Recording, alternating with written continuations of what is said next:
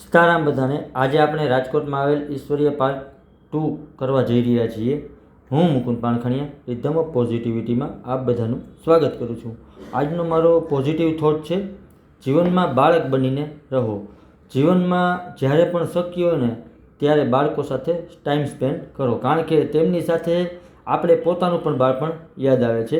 જીવનમાં એટલી ઈચ્છા તો લાખો રૂપિયા કમાવાની નથી થતી સાહેબ, જેટલી ઈચ્છા નાનપણની તસવીર જોઈને પાછા નાના થવાની થાય છે। જ્યારે આપણે નાના હતા ને સ્કૂલે જતી વખતે 1 રૂપિયો મળતો હતો ને તે કસમથી આજે કોઈ 1000 રૂપિયા પણ આપે ને તો એ ખુશી ચહેરા પર પાછી નથી મળતી। લાઈફમાં ક્યારેય બહુ સિરિયસ નહીં રહેવાનું, આપણે પોતાની અંદરના બાળકને જીવતું રાખવાનું, કેમ કે બાળક થઈને જીવવામાં મજા આવે છે। સમય કોઈ માટે રોકાતો નથી, પણ સમયે સમયે આપણે પોતાને અપડેટ કરતા રહેવાનું। નાના બાળકો કેટલા નિખાલસ હોય છે, તેમાં ભગવાનનો વાસ હોય છે। નાનપણના જે દિવસો હતા ને તે સૌથી સારા દિવસો હતા ને તે લાઈફમાં પાછા ક્યારેય નહીં આવે। લાઈફમાં ગમે એટલું કામ કરીને આજે તમે ઘરે જાઓ ને ત્યારે કોઈ પણ બાળક સાથે 15-20 મિનિટ ટાઈમ સ્પેન્ડ કરજો, આપણા આખા દિવસનો એને થાક ઉતરી જશે, આપણને મજા આવશે, આપણને આપણું બચપન ફીલ થશે, આપણે સારું ફીલ થશે અંદરથી। ટ્રાય કરજો મિત્રો જીવનમાં એકવાર। ને બાળપણમાં આપણે બધા કેટલા ખુશ હતા, મોટા થઈને તો વધુ ખુશ થવા જોઈએ ને, પણ એવું નથી। ઘણા લોકો હસ્યા નથી ને એને આજે ઘણા દિવસો થયા છે। બાળકમાં ઘણી બધી ક્વોલિટી હોય છે, જો આપણામાં પણ હતી, પણ જેમ જેમ આપણે મોટા થતા ગયા ને એમ એમ ક્વોલિટી ઓછી થઈ ગઈ, આપણે વધારે સમજદાર થઈ ગયા। ખરેખર જ્યારે નાના હતા ને ત્યારે જે દિવસો હતા ને એ દિવસો બહુ સારા હતા, વો ભી ક્યા દિન થે।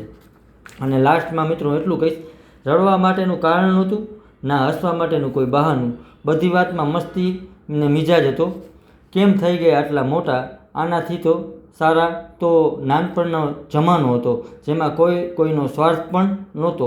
અને 90sના જે લોકો છે ને એને આ વાત યાદ આવી છે કે અમે એ યુગમાં જન્મ્યા હતા ને જ્યાં રોડાવા કરતાં તો છાના રાખવા માટે વધારે માર મારવામાં આવતો।